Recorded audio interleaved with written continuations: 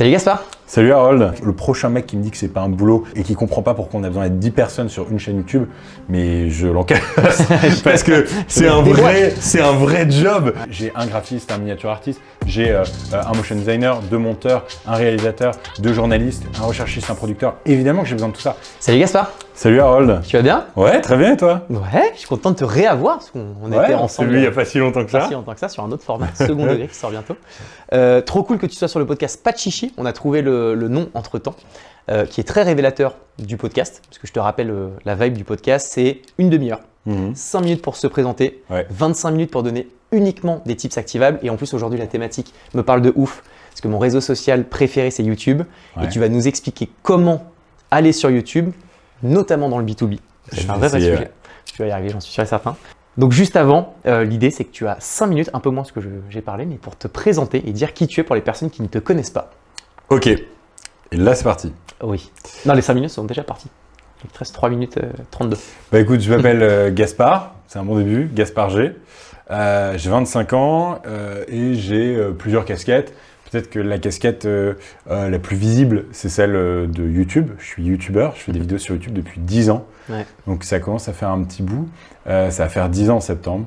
Aujourd'hui, je parle d'actualité, de société et de politique. T'as quel âge? 30 ans? Ouais, bon. J'allais dire, tu me donnes quel âge, mais tu le savais, je crois déjà. Je savais. Bon, moi j'en ai 25 et notre génération, et les gens encore plus jeunes que nous, aujourd'hui s'informent, se divertissent et se cultivent, même s'éduquent sur les plateformes, sur TikTok, Instagram, YouTube. Et donc du coup j'essaye de combler un peu un besoin d'offres d'informations sur les plateformes, sur YouTube. Donc je fais des enquêtes sur ma chaîne YouTube, je raconte des histoires, j'essaye d'avoir un peu une mission d'information un peu servicielle. Au moment des élections, je reçois les candidats, j'ai reçu les candidats à l'élection présidentielle de 2022. Là pour 2024, pour les européennes, pareil, je vais faire la même chose avec les candidats pour les sièges de députés européens. Voilà, ça c'est une première casquette. Je fais ça en équipe. La deuxième casquette que j'ai, c'est que j'ai monté mon agence de créateurs de contenu qui font de l'information, de l'éducation et de la culture, qui s'appelle Intello. Intello, on est 9 personnes du coup sur cette structure. J'ai levé des fonds il y a 2 ans chez Xavier Niel, Kima Ventures. D'accord. Bon, ceux qui regardent le podcast sont sûrement un peu, connaissent certainement ce fonds de VC. Et l'ambition, c'était d'accompagner ces créateurs, créatrices de contenu, voilà, qui font de l'info, de la culture, de l'éducation, dans leur co-création avec des marques, les accompagner même dans leur carrière. Aujourd'hui, on sait, nous on considère que ces vulgarisateurs, ce sont en quelque sorte des néo-journalistes, une nouvelle manière de passer de l'information. C'est un métier qui est parfois un peu compliqué à financer. Le business model, depuis qu'on ne paye plus pour du contenu ou même pour de l'information, c'est la publicité. Et donc on les accompagne dans des deals avec des marques, des institutions, des boîtes du CAC 40. On bosse avec Engie, Air Liquide, Caisse des Dépôts, BPI France, des startups, des ONG, des assos. Et puis la troisième casquette que j'ai à côté quand il me reste un petit peu de temps le week-end, j'aime bien monter d'autres projets, accompagner d'autres projets. J'ai monté mon petit fonds qui s'appelle Nemo Ventures, donc c'est très récent, ça fait quelques semaines. Je mets des petits tickets dans des startups. Trop bien. Et récemment, une boîte que j'ai sur laquelle on a même fait ça tous ensemble. Ça a été un fait d'armes intéressant. C'était il y a 1 an et demi. C'était Élise. Pour la présidentielle, le Tinder de la présidentielle. Incroyable. On a fait ça avec 3 copains, Valorant, Grégoire Cascara, François-Marie. Et on a monté ce Tinder de la présidentielle. Et l'ambition, c'était de faire en sorte que voilà, les jeunes puissent se réintéresser à la politique. J'ai aimé créer cet objet média, cet objet média tech, pour pouvoir reconnecter, réconcilier notre génération avec l'information, la politique, la société. Je dirais que c'est un peu ça le cadre de ce que je fais aujourd'hui. Et juste sur la dernière partie qui est Élise, qu'on aura le temps de reparler de tout le reste, c'est quoi? C'est un sujet sur lequel vous avez réussi à trouver un modèle économique? Vous avez Non, alors c'était un one-shot. L'ambition, c'était, tu sais, de temps en temps, il y a des choses comme ça. Ellie, ça a fait 3 500 000 téléchargements et ça n'a jamais rapporté un seul euro. Ok. Contrairement à ce que certains auraient voulu voir sur Twitter. Et ça a été un objet de récupération politique de masse parce que Mais ouf. à partir du moment où tu crées un truc comme ça pendant la présidentielle, les Français, les Latins sont aiment la politique. On aime la politique en France. Parfois, on en devient fou. Et c'était très intéressant de créer ce truc-là. Ok. Et c'était un bon coup de pub. Chacun pour nos activités aussi. Ouais, non, franchement, vraiment très cool setup. Ok, bah écoute, mortel, merci pour la présentation. On va pouvoir rentrer dans le vif du sujet avec des tips activables. Okay. Et on va parler d'un vrai sujet, c'est YouTube. Encore une fois, plateforme de dingue. J'ai l'impression que cette plateforme évolue tous les jours. Ça fait quoi? Ça fait 15-20 ans que ça existe, YouTube, un truc comme ça? 2005. 2005, donc ok, c'est ça fait un pile, peu ouais. plus, ouais. Ouais, enfin c'est abusé, c'est un truc de ouf. Mais pour autant, j'ai l'impression que ça continue à grossir et que ça évolue comme tout réseau. Mais vraiment, qu'il y a beaucoup de créateurs que j'ai reçus m'ont dit que c'était la plateforme sur laquelle il fallait aller. Et donc, je me suis posé la question, Harold, fondateur d'une agence donc en B2B, de me dire est-ce que c'est un intérêt? Et donc, la réponse a priori est oui. Et donc, l'idée aujourd'hui, c'est que tu me guides, Harold, parce que ça guidera toutes les personnes qui sont un peu dans le même cas d'usage que moi, enfin que nous, de se dire comment est-ce qu'on fait pour aller sur YouTube de manière efficace et surtout garder en tête que c'est dans le prisme du B2B, du business. Donc, on ne fait pas du divertissement de la même manière que quelqu'un qui va faire n'importe quel type de contenu. Bien sûr. Donc, je te laisse prendre la mano. Des tips activables et concrets. M'en veux pas si parfois je te coupe pour revoir un petit peu, pour reposer certaines questions, mais voilà. Bah non, mais d'ailleurs, la version que je vais donner, c'est mon ressenti hein, d'utilisateur de la plateforme, de consommateur, mais aussi de créateur et de producteur de contenu dessus. Je pense déjà qu'il y a aujourd'hui, chaque marque, chaque institution doit devenir quelque part son propre média sur les plateformes et doit jouer ce rôle-là. Moi, j'avais un cours, j'étais étudiant il y a encore pas si longtemps et l'un des trucs qui m'avait le plus fucked up en marketing, c'était le cas de Casper, les matelas. Casper, donc super matelas qui était présent en Europe, mais pendant le Covid, ça s'est arrêté. Donc maintenant, ils sont seulement sur le marché des States. Ils se vivaient pas comme une entreprise de vente de matelas, mais comme une entreprise de sommeil. Et ils sont devenus experts de cette thématique-là, jusqu'à en créer un blog extraordinaire. Et après, ça leur a fait, bon, c'est une stratégie SEO de base, mais ça leur a fait plein de points de clés de référencement sur les moteurs de recherche, ce qui derrière leur a permis de générer des ventes.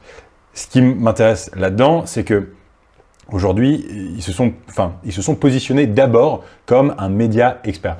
Et on peut prendre un autre exemple en France, une fille qui a fait mon école, Justine Hutto, qui d'abord monte ce compte Instagram, Just in Run, qui devient experte, en tout cas créatrice de contenu référente sur la thématique du running. Derrière, elle vient avec un produit et elle vient le combler. Et je pense que même une marque qui est présente depuis 50 ou 100 ans sur un marché doit quand même avoir ce réflexe-là, même en position de leader, de comment je vais délivrer du contenu, comment je vais avoir presque une ligne éditoriale sur mes social media pour pouvoir créer des objets médias, quoi, véritablement. Et comment sur YouTube, c'est encore plus… parce que sur LinkedIn, on l'a beaucoup vu. Sur Insta, il y a aussi un peu de perso, donc ça se justifie. Sur YouTube, on a l'impression que c'est tellement compliqué de travailler ça. Je pense que ton histoire, et tu m'en parlais un peu en off, ça fait 10 ans que tu es sur la plateforme, ça prend du temps, etc. Est-ce que quand tu es une boîte qui a 3 ans et demi, où tu as quand même besoin que ça cravache et que ça carbure, pourquoi est-ce qu'on doit y aller déjà? Est-ce que c'est une bonne idée ou pas? Et si oui, j'espère que c'est oui, parce que c'est quand même le but de l'émission. Comment on fait concrètement? En fait, alors déjà, souvent il y a une question de plateforme. Je ne sais pas si YouTube, c'est la plateforme la plus simple pour émerger. Tu vois, 100% honnête. C'est sûr, clairement. Maintenant, on ne va pas se mentir, YouTube, c'est probablement aujourd'hui une des plateformes sur lesquelles il est quand même assez compliqué d'émerger. Moi, j'adore cette plateforme parce que ça permet de produire du contenu long. Et donc, du coup, ce qui se rapproche peut-être le plus d'un vrai contenu média et pas simplement du snack content sur 30-45 secondes, même si ça peut être intéressant. Je pense que déjà, c'est important quand on est une marque ou un créateur, peu importe quand on commence, de d'abord devenir roi sur une plateforme avant de devenir prince sur d'autres. Et moi, ça a été la première erreur que j'ai fait en tant que créateur quand j'ai commencé à me structurer il y a 2-3 ans et que ça a commencé à devenir mon job. J'ai levé des fonds, j'ai fait j'ai essayé du coup, j'avais plus de moyens pour pouvoir me développer et j'ai essayé de faire un peu les trois, Insta, TikTok, YouTube en même temps. Ça a été une cata parce que du coup, j'avais pas d'audience fidèle de base et je faisais aucun de ces trois-là bien et correctement. Je pense qu'il faut d'abord cerner ce truc-là. Okay. Ensuite, je pense qu'il faut définir la thématique sur laquelle on veut devenir expert. Okay. Et bon, quand tu es une startup, c'est peut-être plus facile dans le sens où on ne t'adresse pas à 1000 choses à la fois, mais quand tu es une boîte comme Peugeot qui est très fort sur YouTube, qui a une chaîne qui s'appelle Déclic, je prends ce study case parce que je le trouve intéressant. Aujourd'hui, Peugeot, sur cette chaîne YouTube qui s'appelle Déclic, ils invitent des créateurs de contenu à parler d'innovation et un petit peu de science, de moteur thermique, etc. Mais ils ne parlent pas de bagnole, ils ne font pas de crash test de bagnole, ils parlent d'innovation. Okay. Pour un gros groupe comme Peugeot qui adresse tellement de thématiques, de trucs, et qui a plein de sous-branches, de machins, etc., c'était important, je crois, d'abord de canaliser, de comprendre quelle était la thématique sur laquelle il voulait se positionner, s'adresser.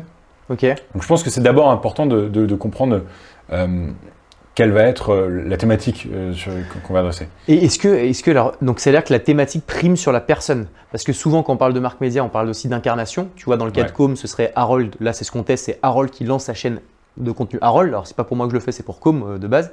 Mais donc, du coup, j'incarne un peu ça.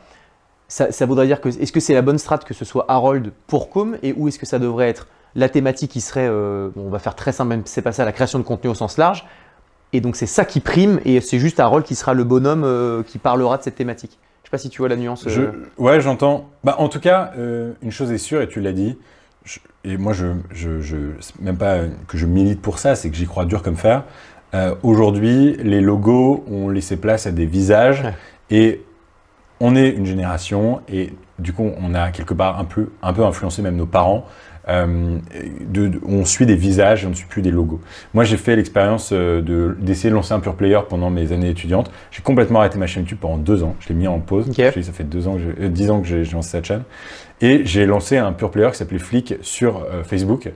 Et en fait, ça a été une cata parce qu'on était déjà dans une génération où les gens étaient attachés à des visages. Au même moment, il y a un mec qui commence à faire des décryptages d'actualité qui s'appelle Hugo Décrypte avec son visage. Et le mec, et Hugo a typiquement décidé de mettre son visage d'abord. Et ce qui a été assez brillant, bon, les gens étaient en mode, c'est quand même un peu bizarre, etc. Mais en fait, derrière, aujourd'hui, il est aussi puissant que Brut sur un TikTok, par exemple. Ce qui montre à quel point, aujourd'hui, les visages ont leur importance. Justin Hutto, on en parlait, c'est peut-être un autre exemple majeur de personal branding. Une personne qui devient experte sur cette thématique, peut adresser les enjeux de cette thématique et surtout a une crédibilité pour vendre son produit dans cette industrie. Donc c'est totalement raccord, hyper intéressant. Ça veut dire que là, dans le cas d'usage, c'est peut-être la bonne strat de se dire c'est Harold qui incarne. Bien sûr. Par contre, on va parler de sujets qui sont dans le prisme de com et de comédia, c'est-à-dire le média, le divertissement, la création de contenu, etc. Mais c'est moi qui l'incarne. Ça, donc c'est plutôt la bonne strat si demain quelqu'un doit se mettre sur YouTube. Écoute, moi ce que j'ai vu récemment, j'ai vu que vous aviez fait un truc sur LinkedIn qui m'avait vachement interpellé, c'est des petits carousels sur lesquels vous donniez des tips justement assez activables pour des producteurs de contenu. Bah en fait, moi demain, alors je sais pas si, je vais peut-être un petit peu m'éloigner de com, mais si j'étais une boîte, une société de production et que je voulais exister, ou une école d'audiovisuel, et je voudrais exister en ligne, je ferais typiquement, je créerais 3 formats. Un format où je décrirais un tuto hyper pratico-pratique sur une pièce de matériel. Comment on allume une Aladdin, qui est une référence de lampe, comment on fait des réglages et on filme en flat sur un Sony A7S3. Tu vois, ce genre de trucs très pratico-pratiques qu'on appelle d'ailleurs des contenus help, H-E-L-P, qui sont des contenus où les gens vont taper sur YouTube comment faire. Et aujourd'hui, quand on a une question, globalement, qu'on soit une marque, une institution ou une personne, on tape sur Internet. Je pourrais aussi, je sais pas, faire des interviews avec des experts dans mon industrie. Avec toi, qui incarnerait ça. C'est-à-dire typiquement quand tu fais le contenu, c'est Gaspard qui prend la mano. Carrément. Après, je pense que c'est pas obligé toujours d'être le CEO ou le fondateur. Aujourd'hui, on parle énormément de personal branding. On demande presque aux chefs d'entreprise du CAC 40 de chacun avoir un compte Instagram suivi. je ne suis pas certain que pour être un bon leader, il faille absolument être un bon influenceur né, tu vois, ouais, je suis d'accord. ou KOL dans son domaine. Mais en tout cas, ça peut être incarné par quelqu'un d'autre. Je pense par exemple à Google. Google en France, il y a un compte TikTok. Alors, mon associé ne serait pas content parce qu'il en parle tout le temps. Un type qui bossait chez Google et il parlait, c'est pas Hugo Délire, je sais plus. Non, je ne peux pas dire. Un mec qui balance des... C'est la version Wish de Hugo Décrypte. Non mais, non, mais c'est un Hugo quelque chose, je crois. Mais ce type balance plein de tips, justement, comment on se sert des outils Google. Putain, il fait ça sur TikTok et puis il prend 10 000, 20 000, 50 000, 100 000 abonnés. Et en fait, c'était génial pour la marque Google d'avoir un représentant comme ça. Donc, c'est même pas obligé en fait d'être le CEO ou la CEO ou le fondateur, le fondatrice. Okay. Après, si on reste vraiment sur YouTube, donc ça veut dire qu'on a déterminé un peu le périmètre d'action, création de contenu. Ouais. On a décidé d'incarner ou pas, comme tu l'as dit, CEO ou pas, fondateur ou pas, mais en tout cas quand même de réussir à en faire une marque média. Ensuite, c'est quoi le next move? C'est la première. Est-ce qu'il faut faire comme un TikTok 300 contenus par an, donc un par jour? Est-ce qu'il faut faire une seule vidéo et essayer de capitaliser sur un truc qui va te faire péter d'un coup? C'est quoi la bonne strat pour pouvoir performer? Je te dis vraiment ça parce que moi, comme Harold, pardon, au nom d'Harold, je le fais, je me rends compte que c'est beaucoup plus long qu'un LinkedIn où ça a pris assez rapidement, etc. Comment on fait, tu vois, que ce soit, on est sur un lancement, qu'est-ce qu'on doit faire? C'est quoi le premier conseil de créa de contenu? C'est une grosse vidéo bien réfléchie dans sa thématique. Est-ce qu'il y a des conseils, tu vois, sur la durée? Est-ce que j'imagine que les couvertures et les titres, c'est un truc qui, j'ai l'impression que c'est le 80-20, 80% de la réussite d'une vidéo, c'est la couve et le titre. Est-ce que ça, tu as du tips vraiment pour quelqu'un qui nous écoute, se dit, ok, j'ai capté, Gaspard m'a dit de faire ça, je fais la même chose, tu vois? Ouais. Ok, donc je vais essayer de rester très activable, tu vois. Ouais. Moi, déjà, ce que je constate aujourd'hui, c'est que YouTube fonctionne au référencement au watch time, énormément. Plus que dans le passé. Watch time, donc c'est la durée de… La durée totale du nombre de… Enfin, la durée moyenne qu'un utilisateur va rester sur ton compte. Regarder, ok. Donc, moi, par exemple, aujourd'hui, sur des vidéos à 26, 27, 28 minutes, ma chaîne a commencé à carburer quand j'ai commencé à avoir des 72, 74, 75% en moyenne de rétention sur ce type de durée. La plateforme adore quand un utilisateur reste sur une vidéo. A contrario, si tu fais une vidéo de 30 secondes et que les gens se barrent en moyenne à 20 secondes, bah en fait, ça te nique ton truc. La plateforme déteste ce truc-là. Donc, il y a aussi je crois qu'il doit y avoir un point bonus, même si ça reste assez opaque, sur plus le contenu est long. D'ailleurs, j'ai eu la chance d'animer pour YouTube l'année dernière une forme de mini-cérémonie assez informelle sur les 10 vidéos les plus vues sur la plateforme en France en 2023. En 2022. 80% d'entre elles étaient des vidéos de plus de 40 minutes. Ok. Et on voit alors à ce moment-là qu'il y a eu un changement de paradigme complet. Hier, YouTube, c'était de la production amateur. Aujourd'hui, pour faire rester des gens sur 40 minutes, ça demande bien un mini studio de production au moins, ou une grosse société de prod avec des likes, des machins, et chargés de prod, des trucs. Parce que sinon, sinon les gens restent pas, quoi. Si c'est mal produit, si le son déconne, bon, pour un TikTok, pourquoi pas. Mais à partir du moment où c'est un contenu long, ça devient embêtant. Donc, c'est-à-dire que on détermine encore une fois la thématique, on incarne ou pas. Ensuite, on crée plutôt du contenu long. En tout cas, on peut se permettre des longueurs. Pro, à l'inverse d'un TikTok où c'est à l'arrache, un peu fait en 2-2, là il faut quand même travailler ça. Donc c'est-à-dire qu'il y a vraiment un travail de fond et de forme qui est important avant de se lancer. Sans lâcher l'authenticité. Et c'est ça qui est l'enjeu numéro 1. Moi, quand je bosse sur des contenus avec mon équipe, tu vois, on est une équipe de 9 personnes aujourd'hui, on commence à être structuré, on a du super matos, etc. Reste que, truc à la con. Pendant un moment, sur mes vidéos, j'avais une table en face de moi et en fait, je l'ai dégagée. C'est des trucs cons, mais en fait, ça faisait télé. Et je dis souvent, on a souvent cette phrase, on dit « Ah non, ça fait télé ». Et en fait, ça fait télé, ça ne veut pas dire « c'est trop bien produit ». Ça veut dire « Ah, tu es en train de mettre des objets, des distances avec ton audience ». Et donc, malgré le fait que ce soit des super productions aujourd'hui, Squeezie par exemple, qui est une super production, avec sa boîte qui s'appelle Unfold, grosse boîte de production, il emploie des dizaines de salariés, reste que quand il est en face de sa caméra pour parler à son audience, il a quand même cette attitude de guy next door qui est hyper plaisante et qui crée une vraie connexion avec c'est vrai, tu vois sur les dézooms, tu vois des équipes, il y a des trucs qui tombent, qui sont à l'arrache, il y a des mauvais raccords. En fait, c'est un peu du truc où on s'en fout, mais qui fait que, ok, ça crée la proximité. On garde ok. quelque chose de… Donc l'authenticité à bien travailler, parce qu'en vrai, ça peut soit être vraiment l'authenticité, soit c'est de se rappeler qu'il faut l'être. Donc du coup, avec des mécanismes. Donc ça c'est un point, une clé de voûte importante pour… Hyper importante et de temps en temps, ça m'arrive de faire des interviews de dirigeants sur YouTube, Ouais. parfois rémunérés, ou des dirigeants qui veulent prendre la parole sur des chaînes YouTube, donc on fait du brand content avec eux. Et ça m'est arrivé de recevoir des directeurs ou directrices de boîtes du CAC 40 ou d'institutions qui sont, voilà, soit des HEC, soit des polytechniciens.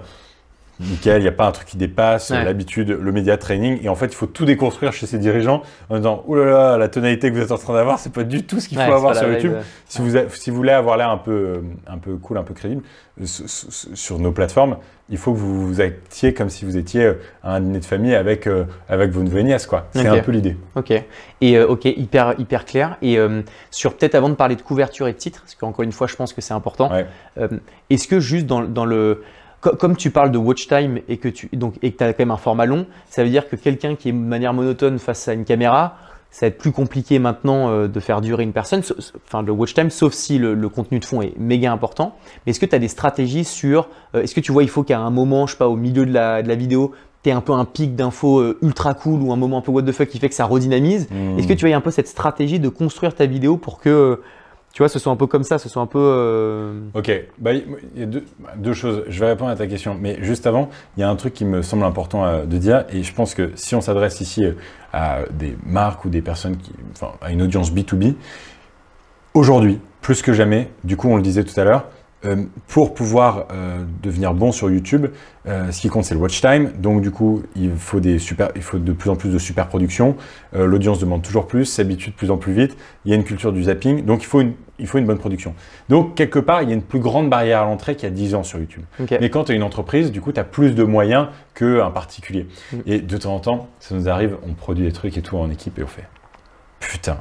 Évidemment, le prochain mec qui me dit que c'est pas un boulot et qui comprend pas pourquoi on a besoin d'être 10 personnes sur une chaîne YouTube, mais je l'encaisse parce que c'est un vrai job. Ouais, c'est un vrai job et j'ai un graphiste, un miniature artiste, j'ai un motion designer, 2 monteurs, un réalisateur, 2 journalistes, un recherchiste, un producteur. Évidemment que j'ai besoin de tout ça. Et du coup, quelque part, ça crée une barrière à l'entrée qui peut être intéressante et qui peut être aussi une opportunité aussi pour des boîtes qui ont peut-être un peu plus de moyens qu'un monsieur tout le monde et s'inscrire dans une logique média et produire du contenu long parce que produire du contenu long, ça coûte cher. Et donc, c'est clair. Ça, c'est le premier truc. Sur le deuxième truc où tu me disais, comment on crée… En fait, quelque part, c'est comment on crée du watch time, enfin, comment on maintient le watch time sur le temps long. Moi, en l'occurrence, sur mes contenus, ça a été comment je crée des points de tension. Okay. Des points de tension en disant pas délivrer toute l'information tout de suite. C'est la vieille mécanique tu vois, des jeux télévisés de Koh-Lanta, de The Voice. Nico s'en souvient sur TF1 quand on était gamin, qui fait « Et l'éliminer juste après la pub ouais. ». Qui fait monter la… Et alors là, tu peux te dire que tous les gamins, ils restaient devant la télévision pour regarder le truc. Il y a beaucoup de ça aussi. Okay. Et aujourd'hui, on voit beaucoup de TikTokers ou d'Instagrammeurs, de créateurs de contenu très courts qui gardent ce truc-là et qui donnent la valeur créée et la valeur perçue, elle apparaît à la toute fin. En tout cas, la valeur perçue, on la comprend dès le départ, mais la valeur véritable et l'offre, elle arrive à la toute fin pour maximiser le temps de visionnage. Donc, c'est-à-dire que sur ton 100% d'infos que tu as envie de délivrer, tu vas essayer de la répartir avec un 30 au début qui donne tout de suite un peu d'envie, du 20% par-ci par-là, à un moment peut-être un pic, jusqu'à la fin de délivrer réellement ta valeur, sans que pour autant la personne puisse tout de suite aller à la fin de la vidéo, puisqu'il faut quand même avoir le contexte un peu global pour pouvoir… Ouais, exactement. Comme moi aujourd'hui, mes enquêtes, je fais des enquêtes sur des sujets de société, etc. J'essaye de les construire comme un épisode de Scooby-Doo. Ok. Tu vois? Et c'est à la toute fin. Ah, et le grand méchant, c'est… J'adore. Ah, c'est lui. C'était le directeur du phare. C'est toujours un peu chelou quand même. C'est sur le mec que tu l'as pas vu dans l'épisode. Mais... c'est ça. Mais il y a cette logique-là, en tout cas, de pouvoir donner 30-40% de la valeur sur les toutes dernières secondes de la vidéo. Je pense que ça peut être intéressant. Et sur la couverture et sur le titre, est-ce que, tu vois, MrBeast, je suis un grand fan, donc le plus gros youtubeur au monde d'ailleurs. Ouais. J'ai bouffé des contenus docu, machin cet été, et il expliquait il AB testait en fait les couvertures et les titres, et qu'il les changeait parfois 20 fois pour une vidéo publiée, c'est-à-dire qu'il teste. Sur les 3 premières minutes, il se dit putain, il n'y a pas d'un pic comme d'hab, donc je change la couverture tout de suite, etc. Okay. Est-ce que tu as des tips ou pas là-dessus? Alors, 2 choses. La première, c'est, depuis tout à l'heure, je te dis pas, mais tu dis couverture, mais c'est miniature. Miniature, pardon. Miniature, okay. Et du coup, hyper important, tu l'as dit, hein, miniature, c'est clé. C'est 80-20, loi de Pareto. Aujourd'hui, MrBeast, il te dit, je dépense 10 000 € par miniature. Ouais. En fait, c'est la porte d'entrée. Si les mecs, ils viennent pas, ça n'a aucun intérêt. Peu importe le contenu. Peu importe le contenu, si le contenu… Et j'ai plein de potes créateurs de contenu et tout qui me disent, aujourd'hui, je ne pense plus une vidéo avant même d'avoir… Je ne commence pas la prod avant d'avoir la miniature, je vais dire couverture, non, la miniature. Je pense qu'on pourrait réhabiliter le mot couverture. La miniature et le titre. Okay. Et pareil, il faut qu'il y ait un point de tension là-dessus. Il faut qu'il y ait un lien entre les trucs. Je te donne un exemple. Avec cet épisode sinon. Là, avec cet épisode, ça va être compliqué parce que c'est pas évident sur un format interview. Je te donne un exemple d'abord et ensuite on peut brainstorm ensemble. J'ai fait un récit documentaire récemment, 30 minutes sur la vie et la mort d'Oussama Ben Laden. Et j'ai fait beaucoup d'A/B testing sur la miniature. C'est une vidéo qui a fait en 6 mois 2,3 millions de vues sur YouTube. Donc en vrai, trop content et tout. Surtout que j'ai pas une très grosse chaîne. Enfin, c'est 4 fois mon audience. C'est quand même significativement important. D'autant plus qu'on est quand même dans une tendance où aujourd'hui, la plupart des youtubeurs ne font pas en nombre de vues leur audience. Donc, sauf quand tu es en plein boom et en pleine émergence, mais c'est de plus en plus, Squeezie qui a 17 millions d'abonnés, c'est très rare qu'il fasse 17 millions de vues. Enfin, il le fait, pas tous les 4 matins. Quoi.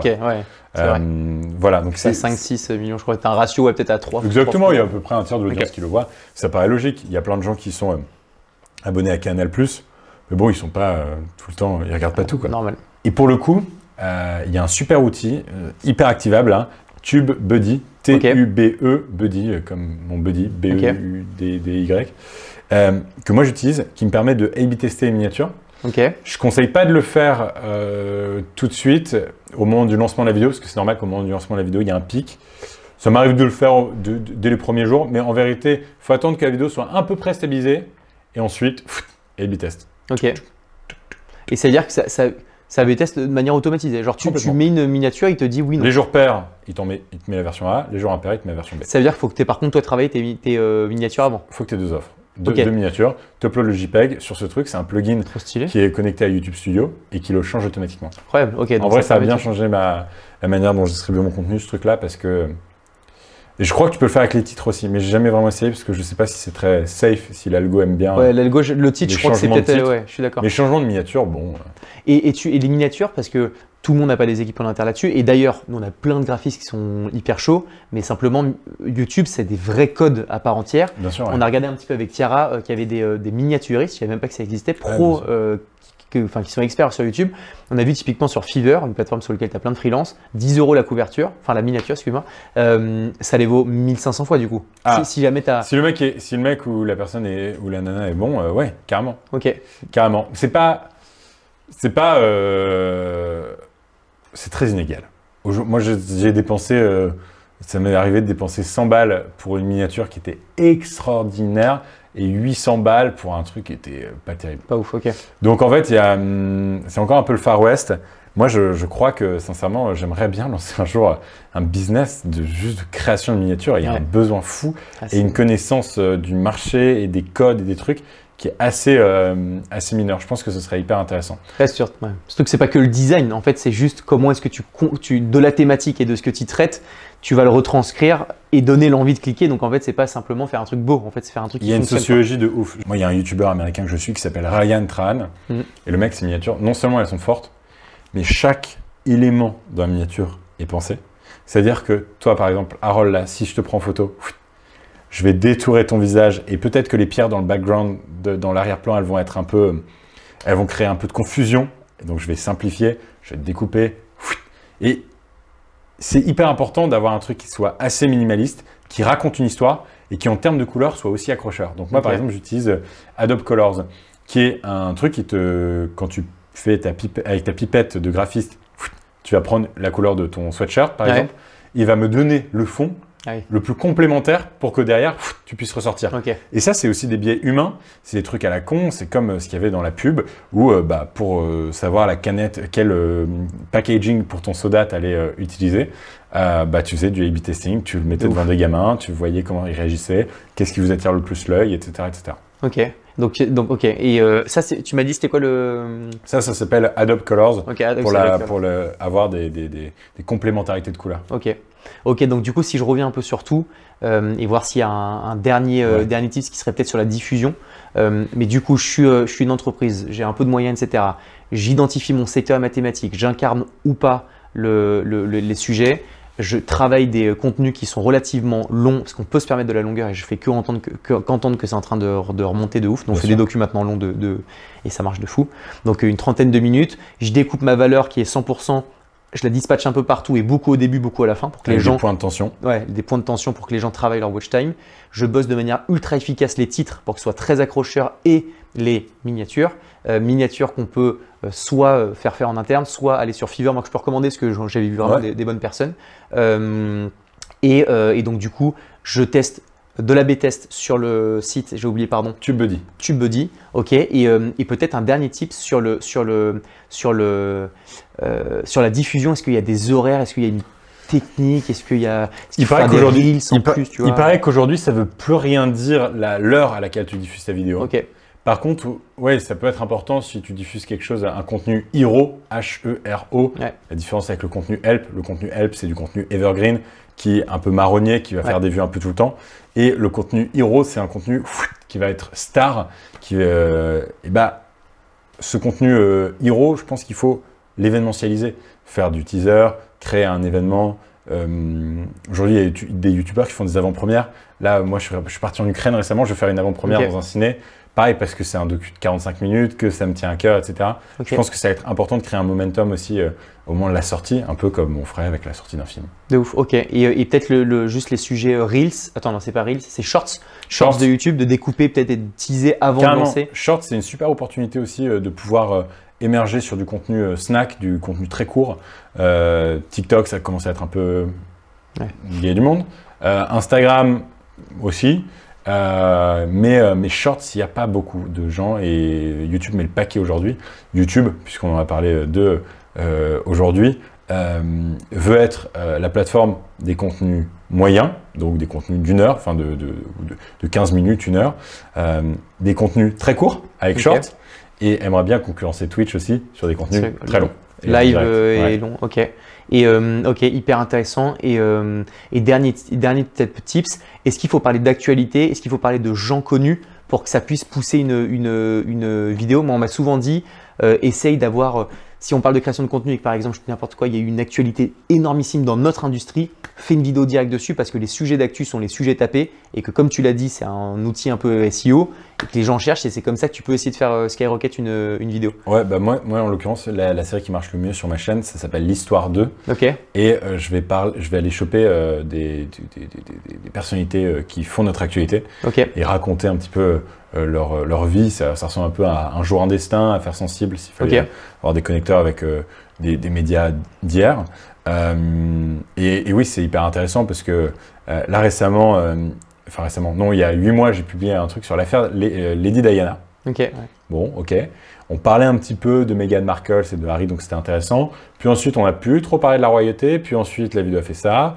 Puis Elisabeth II est morte. Puis voilà. Et là, Charles III, couronnement.